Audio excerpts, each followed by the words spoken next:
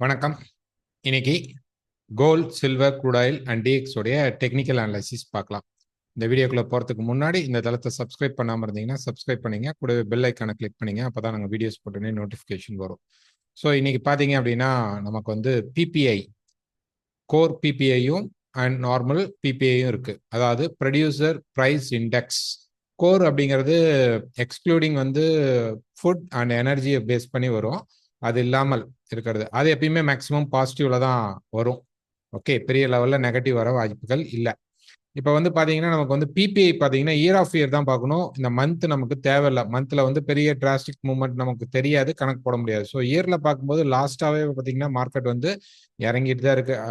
2023 market வந்து இறங்கிட்டு தான் இருக்குது பிபிஐல. ஸோ பிபிஐ டேட்டா வந்து ஒரு மிக்ஸ்டு டேட்டா. இதை வந்து நம்ம வந்து ரொம்ப ஃபுல் ஃப்ளெஜ்ஜாக வந்து எடுத்துக்க முடியாது. நமக்கு வந்து அன்எம்ப்ளாய்மெண்ட் கிளைம் வந்து சேம் வந்துருச்சு அப்படின்னா கண்டிப்பா டிஎக்ஸ்ஒய் வந்து ஹோல்ட் ஆயிடும். இதுதான் க்ளூ. இல்ல இன்க்ரீஸ் ஆயிடுச்சு அப்படின்னா கொஞ்சம் வீக்கர்ல வரதுக்கும் வாய்ப்புகள் இருக்கும். ஸோ ஃபர்ஸ்ட் டாலருடைய சார்ட் பார்த்தரலாம். ஸோ டாலருடைய சார்ட் பார்க்கும் பொழுது ப்ரைஸ் பார்த்தீங்க அப்படின்னா ஒரு டே ஃப்ரேம்ல நேற்று பார்த்தீங்க அப்படின்னா ப்ரைஸ் வந்து இன்ஃப்ளேஷன் ரேட்டுக்கு மார்க்கெட் வந்து கொஞ்சம் கீழே இறங்கிட்டு இப்போ மேலே ஏறி நல்ல ஒரு புல் ஃபார்ம்ல தான் மார்க்கெட் இருக்கு. பட் இதை வந்து நம்ம எடுக்க முடியாது. காரணம் வந்து இது வந்து ஒரு ரெசிஸ்டன்ஸ் தான் இருக்கும். நம்ம வந்து ஒரு 4 hour சார்ட்டை போய் நம்ம பார்த்தோம் அப்படின்னா இது வந்து ஒரு எக்ஸ்பேண்ட் ஆகிட்டு இருக்கிற ஒரு ட்ரையாங்கலா இருக்கும். ப்ரீவியஸ் ரெசிஸ்டன்ஸ் வந்து மார்க்கெட் வந்து ரொம்ப ஸ்ட்ரகிள் ஆகிட்டு இருக்கு. ஸோ இப்போ வரக்கூடிய டேட்டா வந்து நமக்கு என்னவா இருக்கலாம் அப்படின்னு பார்த்தீங்கன்னா இந்த மாதிரி இறங்கி தென் ஏறலாம் அப்படின்னு எதிர்பார்க்கலாம். இல்லை ஸ்ட்ரெயிட்டாக மேலே போனாலும் நமக்கு இந்த ரெசிஸ்டன்ஸ் தான் முக்கியம். ஸோ 102.20 அந்த லெவல் மார்க்கெட் ரெசிஸ்டன்ஸ் போயிட்டானாவே டிஎக்ஸ்ஒய்க்கு கொஞ்சம் வீக்னஸ் வந்துடும். ஆனால் அதுக்கு மேலே போகலாம்னா தாராளமாக போகலாம். 103 வரைக்குமே சான்சஸ் இருக்கு. ஸோ இன்னைக்கு வரக்கூடிய டேட்டா என்னன்னா கூல் டவுன் பண்ற மாதிரி இருக்கும். ஏன்னா நமக்கு வந்து ஃபெட்டோடைய இன்ட்ரெஸ்ட் ரேட் பார்த்தீங்க அப்படின்னா அடுத்த வாரம் புதன்கிழமை அன்னைக்கு நமக்கு வந்து ஃபெட்டோடைய இன்ட்ரெஸ்ட் ரேட் இருக்கு. ஸோ தட் நமக்கு வந்து அதுக்குள்ள மார்க்கெட் வந்து ஒரு ரெசிஸ்டன்ஸ்க்கு போக கரெக்டாக ஃபெட்டோடைய இன்ட்ரெஸ்ட் ரேட்டை வந்து கொஞ்சம் குறைச்சாங்க அப்படின்னா ஆட்டோமேட்டிக்காக மார்க்கெட் கீழே இறங்கிறதுக்கு வாய்ப்புகள் இருக்கும். ஸோ இன்னைக்கு வரக்கூடிய டேட்டா மேக்சிமம் எதிர்பார்க்குற ஃபோர்காஸ்டே 1.8% தான் எதிர்பார்க்குறாங்க. லாஸ்ட் ப்ரீவியஸ் வந்து 2.2. இப்போ 2.2க்கு கீழே பிபிஐ வந்தால் கொஞ்சம் டேட்டா வந்து இது நெகட்டிவா அமையும். ஸோ ஒரு 2.1 வந்தா கூட இதே ஒருவேளை 2.3 வந்துருச்சு, நெகட்டிவா இருந்தாலும் 2.3ல வந்துருச்சு அப்படின்னா கண்டிப்பா டிஎக்ஸ்ஒய் என்ன பண்ணுவாங்கன்னா லைட்டா இறக்கிட்டு மார்க்கெட்டை மேலே ஏற்ற சான்சஸ் வந்து அதிகமாக இருக்கும். ரைட். ஸோ இப்போ வந்து நெக்ஸ்ட் ஆயில். ஸோ ஆயில் பொறுத்த வரைக்கும் டே ஃப்ரேம்ல பார்த்தீங்கன்னா தான் இப்போ மார்க்கெட் வந்து ஒரு சப்போர்ட் எடுக்க ட்ரை பண்ணிட்டு இருக்கு. பட் சப்போர்ட் எடுத்துட்டானா அப்படின்னு பார்த்தீங்கன்னா அந்த அளவு ஒரு சப்போர்ட் வந்து ஸ்ட்ராங்காக ஃபார்ம் ஆகல. இப்போதான் கிரியேட் ஆகிட்டு இருக்கு. இன்னும் மார்க்கெட் மேலே இருக்கிற டாப்புக்கு போக சான்சஸ் இருக்கும். இப்போ ஒரு 4 hour சார்ட்டை நம்ம எடுத்து பார்த்தோம் அப்படின்னம்னா ஒரு 4 hourல வந்து அட்லீஸ்ட் இங்கே இருக்கக்கூடிய ஒரு ட்ரெண்ட் லைன் ஒரு மேனுவலாக நீங்கள் வச்சுக்கலாம். ஓகே, இந்த ட்ரெண்ட் லைன் இப்போ தான் பிரேக் ஆயிடுது. ஸோ இன்னும் கொஞ்சம் மேலே போய் கீழே வரும் பொழுது நமக்கு இந்த இடத்துல இருக்கக்கூடிய மார்க்கெட்ல சப்போர்ட் எடுத்தால் பிரைஸ் வந்து ஒரு கரெக்ஷன் பைக்ல போவான். இல்ல நேரா மேல போறவன் கீழே வந்து இந்த சப்போர்ட்டுக்கு ரெஸ்பான்ஸ் பண்ணாம டீப் கரெக்ஷன் வந்துட்டானா திருப்பி மார்க்கெட் கீழே வர்றதுக்கு தான் வாய்ப்பு இருக்கும். ஸோ கொஞ்சம் ஏறினதுக்கு அப்புறம் கரெக்ஷன் எடுத்து மார்க்கெட் வந்து இந்த இடத்துல சப்போர்ட் எடுத்தால் நம்ம இந்த மார்க்கெட்டை பை ட்ரை பண்ணலாம், வந்தால் பார்க்கலாம். Okay, next silver.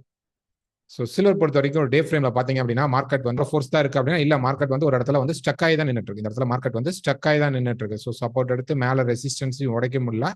உடைத்தால் இந்த மார்க்கெட் வந்து இப்படி மேலே போகும் வாய்ப்புகள் உண்டு, ஆனால் உடைக்கல. ஸோ கீழே இருக்கக்கூடிய இந்த மல்டி சப்போர்ட்டை மார்க்கெட் உடைச்சிட்டு திருப்பி அதுக்கப்புறம் மார்க்கெட் ரைஸ் பண்றதுக்கான வாய்ப்புகளும் உண்டு.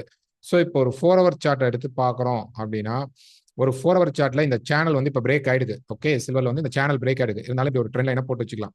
ஸோ இந்த மார்க்கெட் வந்து இப்படி கீழே உடைச்சிருச்சு அப்படின்னா சில்வர் ரொம்ப கீழே ஃபால் ஆக போகுதுன்னு அர்த்தம். இல்ல மார்க்கெட், ஏன்னா இதுவே நமக்கு வந்து ஒரு மார்க்கெட்டோடைய ரெசிஸ்டன்ஸ் லெவல் தான். ஸோ இந்த ட்ரெண்ட் லைன் பிரேக் ஆயிடுச்சுன்னா இந்த மார்க்கெட் இந்த சேனல் எப்படி இங்க ஃபால் ஆச்சோ அவ்வளோ பெரிய ஃபால் இருக்காது. கொஞ்சம் மெதுவான அப்படி அப்ஸ் அண்ட் டவுன்ஸ் இருக்கக்கூடிய ஃபாலா மார்க்கெட் கொடுக்கும். அதனால இங்க பிரேக் ஆனால் மட்டும்தான் சில்வர்ல செல் பண்ணும். அதாவது 28.40க்கு கீழே மார்க்கெட் வந்து ஒரு 1 ஹவர்லயாவது க்ளோஸ் வச்சுட்டா அதுக்கப்புறம் மார்க்கெட் கீழே இறங்குறதுக்கான பாசிபிள் அதிகமாக இருக்கும். அடுத்தது கோல்டு. ஸோ கோல்டு பொறுத்த வரைக்கும் ஒரு டே ஃப்ரேம்ல நேற்று பார்த்தோம்னா இந்த ரெசிஸ்டன்ஸ்ல தான் நின்றுட்டு இருக்கான். நேற்று இன்ஃபிளேஷன் ரேட்ல நம்ம வந்து செல் சைடு தான் எக்ஸ்பெக்ட் பண்ணியிருந்தோம், மார்க்கெட் செல் சைடு தான் கொடுத்துருக்கு. இப்போ அந்த 15 கீழே வந்துட்டு மார்க்கெட் 23 கிட்ட வந்துச்சு அப்படின்னாங்க, நாங்கள் 19 பக்கமாவே என்ட்ரியை வந்து ஷூட் அவுட் பண்ணிட்டோம். ஸோ இப்போ ஸ்டாப் லாஸை வந்து நீங்கள் என்ன பண்ணலாம்னா மேலே எடுக்கிறவங்க இந்த 23க்கு மேலே ஸ்டாப் லாஸ் வச்சிருங்க. ஸோ இந்த மார்க்கெட் வந்து ஒரு அரெஸ்ட் ஆயிடுது, அதாவது ட்ரெண்டிங் ஃபேஸ்க்குள்ள வரல, அதுதான் இப்போ பிரச்சனை. ஸோ இது ஸ்டாப் படிக்கிறதுக்கு வாய்ப்பு இருக்கானா? வாய்ப்பு இருக்கும். அதனால இப்போ நான் புதுசாக செல் போகலாமா அப்படிங்கிறது உங்களுடைய சாய்ஸ் தான். போங்க அப்படின்னு நான் சொல்ல மாட்டேன், ஏன்னா மார்க்கெட்ல அவ்வளோ ஸ்ட்ரென்த் இந்த இடத்துல இல்லை. ஸோ தட் நம்ம என்ன பண்ணலாம் அப்படின்னு பார்த்தீங்க அப்படின்னா இந்த மார்க்கெட்டோடைய அரெஸ்டட் ஃபார்மாக நான் உங்களுக்கு காட்டுறேன். ஸோ ப்ரைஸ் வந்து இங்கேருந்து இறங்கிடுச்சு நேற்று, ஏறி என்ன பண்ணிருக்கணும்னா மார்க்கெட் நேராக கீழே வந்திருக்கணும். அதாவது ஸ்ட்ரைட் ஃபார்வர்டா இப்படி வரணும்னு அவசியம் இல்லை, ஒரு ஸ்டேஜ் பை ஸ்டேஜ் யாவது இறங்கி இருக்கணும். பட் ப்ரைஸ் பண்ணலை. என்ன பண்ணிட்டு இருக்கான்னா ஒரு கரெக்ஷன் மார்க்கெட்டை போட்டுட்டு இருக்கான், ஒரு ஏபிசி மாதிரி ஒரு கரெக்ஷன் மார்க்கெட்டை இப்போ போட்டுட்டு இருக்கான். மேலே பார்த்தீங்கன்னா 2 டபுள் டாப் இருக்கும் இந்த இடத்துல இப்போ ஃபார்ம் ஆயிட்டு இருக்கு. கீழே பார்த்தீங்கன்னா 2 டபுள் பாட்டம் மாட்டிட்டு இருக்கு. ஸோ இந்த இடத்துல மார்க்கெட் ஸ்டக் ஆயிடுது. ஸோ கீழே வந்து 2508 பிரேக் ஆனா மார்க்கெட் கீழே வரும். இதே மேல இப்ப கொடுத்துருக்க ஹை 2523 பிரேக் பண்ணா திருப்பி போய் இந்த ரெசிஸ்டன்ஸ்ல நின்னுக்குவான். திருப்பி இந்த ரெசிஸ்டன்ஸை எடுத்துட்டு தான் மார்க்கெட் கீழே வருவான். இதுக்கு உடனே போனோடனே ஸ்பைக் மாதிரி வராது. அதனால இந்த இடத்துல நீங்க செல் பண்ணிருக்கீங்க அப்படின்னா கண்டிப்பா இந்த டாப்பை ஸ்டாப் லாஸா வைங்க.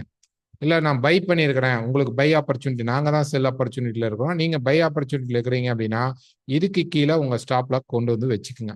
இந்த ஸ்பைக்ஸ் இதுக்குள்ளே தான் இருக்கும். இதை தாண்டான் லைக் எக்ஸாம்பிளாக ஒரு 30 மினிட்ஸ் சார்ட் அல்லது வந்து ஒரு 15 மினிட்ஸ் கூட அந்த ப்ரைஸ் வந்து நல்லா வெளியிலேயே ஹோல்ட் ஆகி நின்றுட்டான் அப்படின்னா இந்த மார்க்கெட் அந்த டைரக்ஷன் போகும்.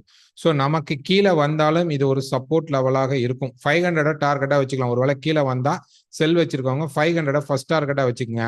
நெக்ஸ்ட் 590 அப்புறம் 490 அண்ட் 460 வரைக்கும் டார்கெட்டை ட்ரையல் பண்ண ட்ரை பண்ணுவோம். இப்போதைக்கு இந்த மார்க்கெட் மூவ் ஆகணும்னா ஒன்னே ஒன்று தான், இந்த லோ பிரேக் ஆகணும், இல்லை இந்த ஹை பிரேக் ஆகணும். இல்லைன்னா இந்த மார்க்கெட்ல நம்ம ஸ்டக் ஆகிக்குவோம். ஒருவேளை நியூஸ்க்கு கூட இப்படி போயிடுச்சு அப்படின்னா வெயிட் பண்ணணும், கிளியர் பிரேக் வரும்பொழுது அதுக்கப்புறம் செல் ட்ரையோ பை ட்ரையோ பண்ணுங்க. மேல ஸ்டாப் லாஸ் மஸ்ட் வைங்க. மார்க்கெட் செல் சைட்ல மூவ் ஆகல, இந்த பெரிய டிராப்புக்கு அப்புறம் இவன் என்ன பண்ணிட்டான் அப்படின்னா இந்த ஹைக்கும் இந்த லோக்கும் ஃபர்ஸ்ட் மாட்டினான். இப்ப இந்த ஹைக்கும் இந்த லோக்கும் திருப்பி மாட்டுறான். ஹை வந்து ரொம்ப ஸ்ட்ராங்கா இருக்கு. அப்ப 2 டைம் வந்து நமக்கு என்ன ஆயிடுச்சு அப்படின்னு பாத்தீங்கன்னா மார்க்கெட் வந்து ஒரு பர்டிகுலர் ஹைஸ்குள்ள நிக்குது. அதனால இங்க மேல போனாலும் வெயிட் பண்ணலாம், ஸ்பைக் வந்தா கூட திருப்பி ரெசிஸ்டன்ஸ் எடுத்தாதான் செல் போகணும். இந்த இடத்துல போன செல்லுக்கு வேணா ஸ்டாப் லாஸ் இங்க வைங்க, அவ்வளவுதான். ஸோ டேட்டா கீழே வந்து 508 உடைச்சா மட்டும்தான் மார்க்கெட் கீழே வரத்துக்கு பாசிபிள் இருக்கும். Stop loss must, stop loss இல்லாமல் ட்ரேட் பண்ணாதீங்க. நாளைக்கு வீடியோ வராது, நெக்ஸ்ட் வீக்லி ஃபோர்காஸ்ட் தான் வரும். ஸோ கேர்ஃபுல்லாக ட்ரேட் பண்ணுங்க. இதுக்கப்புறம் பெரிய நியூஸஸ் வந்து கிடையாது மார்க்கெட்ல. நாளைக்கெல்லாம் சும்மா இந்த மார்க்கெட் ஏதாவது சப்போர்ட் ரெசிஸ்டன்ஸை போய் மீட் பண்ணிட்டானா அப்பதான் வந்து உங்களுக்கு வந்து மார்க்கெட் மூவ்மெண்ட் நடக்கும். ஸோ இந்த வீடியோ பிடிச்சிருந்தா மறக்காம லைக் பண்ணுங்க, ஷேர் பண்ணுங்க, கமெண்ட் பண்ணுங்க. தேங்க்யூ.